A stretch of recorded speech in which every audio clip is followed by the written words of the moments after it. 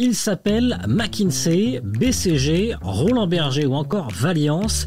Ils sont derrière les plus grandes stratégies du pays et nouveauté, un ministre du gouvernement Arnouch se trouve être un ancien fondateur d'un de ces cabinets. Qui sont-ils? Comment fonctionnent-ils? Les cabinets de consulting ont-ils réellement la main sur la politique de l'État? Passage au scan. Je suis Landry Benoît, vous écoutez le Scan, le podcast actu de Tel Quel. Et ce mardi 10 mai 2022, je vous propose de parler des cabinets de consulting. Savez-vous quel est le chiffre d'affaires de McKinsey, un des plus grands cabinets de consulting au monde? 10 milliards de dollars. Et la crise Covid a agi comme une véritable accélération de recours à ces cabinets. Des fonctionnaires moins disponibles, des confinements leur ont permis d'offrir des conseils et des services à de nombreux gouvernements et administrations. Au Maroc, le recours au consulting ne date pas d'hier. Tout a commencé au milieu des années 90. Quelle est leur histoire? Qui se taille la plus grosse part du lion, du marché, du conseil? Faut-il s'inquiéter pour l'indépendance de l'État? C'est ce à quoi répond le dossier Tel Quel du numéro 995, disponible sur telquel.ma. Et pour en parler avec nous dans le Scan, je reçois Soufiane Chahid. Bonjour Soufiane. Bonjour. Vous êtes journaliste et chef d'édition à Tel Quel. La toute-puissance des cabinets de consulting, c'est le titre de votre dossier réalisé avec Reda Dalil. Pourquoi ce dossier sur la toute-puissance des cabinets de consulting? Disons que le recours au cabinet de consulting a toujours posé problème depuis le début. Maintenant, cette polémique a ressurgi au devant de la scène après que la ministre du Tourisme et de l'Économie sociale et solidaire s'est adressée à deux cabinets de consulting de la place pour élaborer la loi sur l'économie sociale et solidaire. Le projet est d'une enveloppe de 3,9 millions de dirhams. Cependant, la question se pose, c'est pourquoi on a besoin de cabinets de consulting pour écrire nos lois. Et justement, sur ce point, vous avez réussi à avoir Hassan Belrayat, le fondateur et managing partner de Soixbridge, qui affirme que le rôle de son cabinet ne sera pas de fournir un projet de loi clé en main au ministère, mais simplement de proposer des axes de réflexion sur un sujet encore nouveau pour l'exécutif.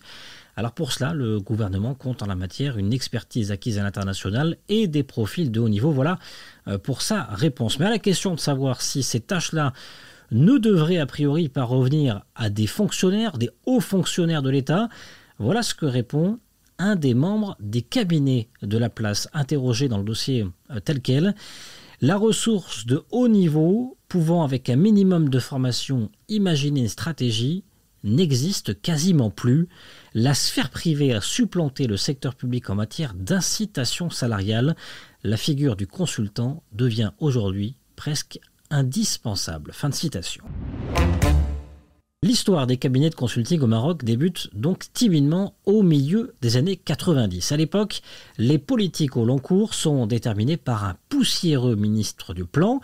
C'est l'âge d'or des plans quinquennaux, cher à Hassan II. Le Maroc émerge péniblement du plan d'ajustement structurel. Quelques cabinets internationaux suppléés par des structures locales effectuent des missions techniques.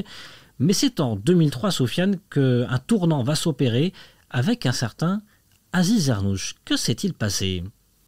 Avant Aziz Arnouch, il faut rappeler que le premier qui a fait appel au cabinet de consulting, c'est le conseiller royal, Feu Mziam Belfreh.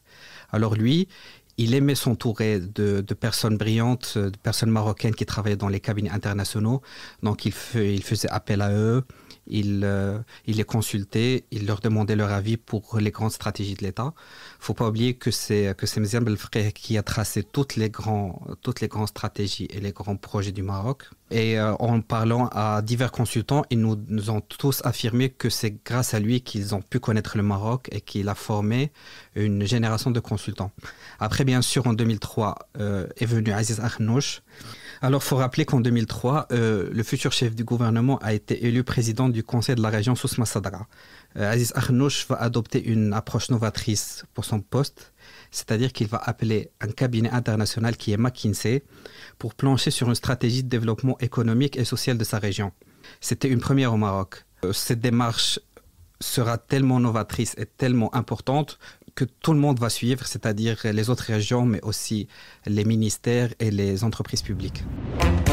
Et l'âge d'or des cabinets de consulting, ce sont les années 2010-2020. Ils sont à l'origine de plusieurs plans, le plan Azur, le plan Maroc Vert, le plan Émergence, le plan Rawaj, la vision 2020 pour le tourisme, la candidature à la Coupe du Monde de football ou encore la nouvelle mouture toute récente des CRI, les centres régionaux d'investissement. Que font-ils exactement? Quels sont leurs rôles à ces cabinets dans ces plans? Est-ce qu'ils élaborent ces stratégies de A à Z? Je dirais que oui.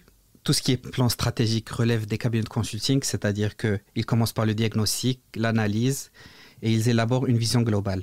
Ça, c'est en amont. Alors, ils interviennent aussi en aval, c'est-à-dire qu'ils font le suivi, le pilotage et l'accompagnement sur toute la durée d'implémentation de cette stratégie. Autre question légitime, quel cabinet se taille la plus grosse part du lion? Les chiffres sont bien gardés secrets, mais une grande partie des stratégies les plus importantes ont été confiées à McKinsey et Valiance. Parmi elles, le plan Maroc Vert, la stratégie énergétique, la vision touristique 2020 ou encore le plan d'urgence pour l'éducation. McKinsey va d'ailleurs dès le début des années 2000 taper dans l'œil de Saladin Mezouar, à l'époque ministre de l'Industrie de Driss Jettou. Résultat, en 2005, le cabinet américain sera à l'origine du plan Émergence pour la mise à niveau d'une industrie nationale en mal de compétitivité. C'est à lui que l'on doit aujourd'hui les fameux métiers mondiaux, l'aéronautique, l'automobile, l'offshoring, l'agroalimentaire, qui servent de boussole industrielle au royaume.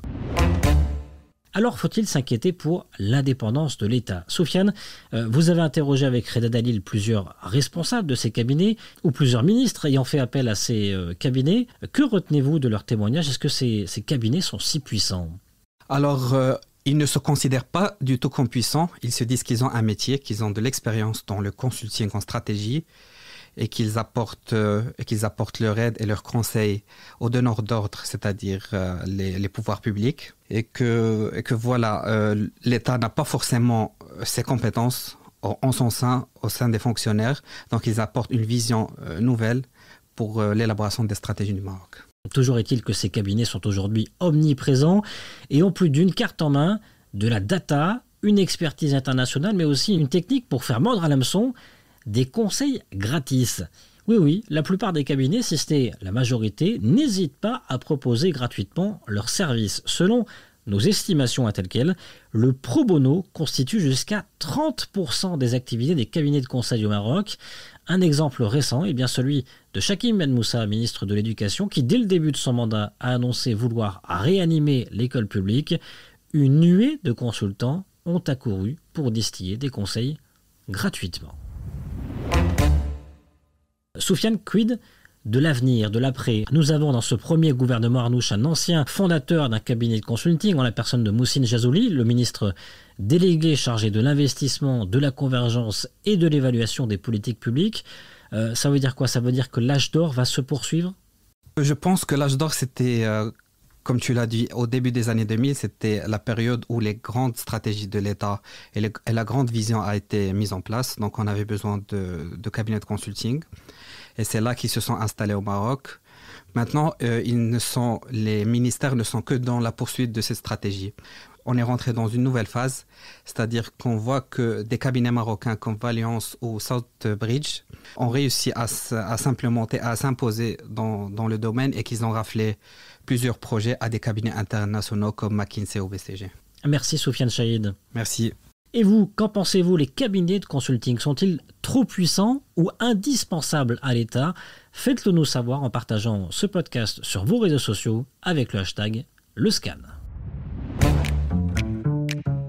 Le Scan, le podcast d'actualité, c'est fini pour aujourd'hui. Réalisation Adam Al-Arshawi. N'hésitez pas à vous abonner sur le site telquel.ma et à nous retrouver chaque jour du lundi au vendredi sur toutes les applications de plateformes de podcast et de streaming.